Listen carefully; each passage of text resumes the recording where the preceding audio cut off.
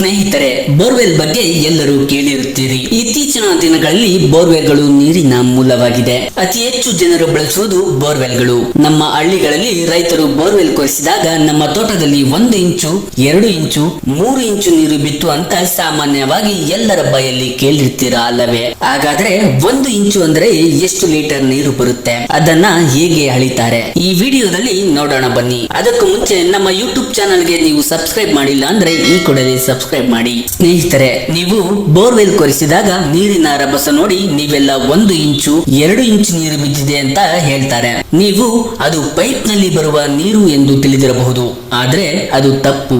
ಅದನ್ನ ಅಳೆಯಲು ಬೇರೆ ಮಾರ್ಗಗಳಿವೆ.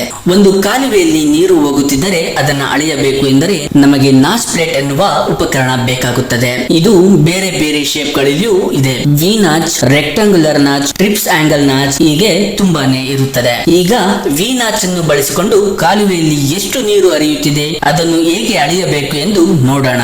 ಒಂದು ಕಾಲುವೆಯಲ್ಲಿ ನೀರು ಹರಿಯುತ್ತದೆ. ಈಗ ಈ ವಿ ನಾಚ್ ಅನ್ನು ಈ ಹರಿಯುವ ನೀರಿಗೆ ಅಡ್ಡಲಾಗಿ ಇಟ್ಟರೆ ಆಗ ನೀರು ಈ ವಿ ಶೇಪ್ ನಿಂದ ಹೊರಗಡೆ ಬರುತ್ತದೆ. ಹೀಗೆ ಹೊರಗಡೆ ಬರುತ್ತಿರುವ ನೀರನ್ನು ಈ ಫಾರ್ಮುಲಾ ಉಪಯೋಗಿಸಿಕೊಂಡು ಅಳೆಯುತ್ತಾರೆ. ಈ ಫಾರ್ಮುಲಾದಲ್ಲಿ ಇರುವ ಎಚ್ ಏನು ಎಂದರೆ ವಿ ನಾಚ್ ನಲ್ಲಿ ಹರಿಯುತ್ತಿರುವ ನೀರಿನ ಎತ್ತರ.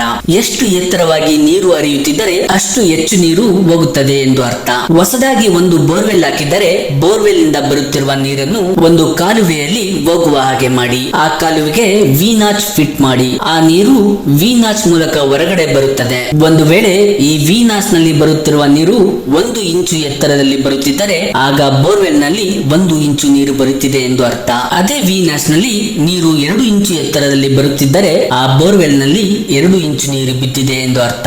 1 ಇಂಚು ನೀರು ಎಂದರೆ ಅದು ಪೈಪಿನ ಸೈಜ್ ಅಲ್ಲ, ಅದು ವಿ ನಾಚ್ ನಲ್ಲಿ ಹರಿಯುತ್ತಿರುವ ನೀರಿನ ಎತ್ತರ. ಸಾಮಾನ್ಯವಾಗಿ 1 ಇಂಚು ನೀರು ಎಂದರೆ ಬೋರ್ ನಲ್ಲಿ 597 ಲೀಟರ್ಗಳು 1 ಗಂಟೆಗೆ ಬರುತ್ತಿವೆ ಎಂದು ಅರ್ಥ. ಅದೇ 2 ಇಂಚು ನೀರು ಸಿಕ್ಕಿದರೆ ಆ ಬೋರ್ವೆಲ್ ನಲ್ಲಿ ಸುಮಾರು 3382 ಲೀಟರ್ಗಳು 1 ಗಂಟೆಗೆ ಬರುತ್ತಿವೆ ಎಂದು ಅರ್ಥ. ಒಂದು ವೇಳೆ 3 ಇಂಚು ನೀರು ಬಂದರೆ 9329 ಲೀಟರ್ಗಳು 1 ಗಂಟೆಗೆ ಆ ಬೋರ್ವೆಲ್ ನಲ್ಲಿ ಬರುತ್ತಿವೆ ಎಂದು ಅರ್ಥ. ಇದೇ ರೀತಿಯ ಹೆಚ್ಚಿನ ವಿಡಿಯೋಗಳಿಗಾಗಿ ನಮ್ಮ ಯೂಟ್ಯೂಬ್ ಚಾನಲ್ ಸಬ್ಸ್ಕ್ರೈಬ್ ಮಾಡಿ.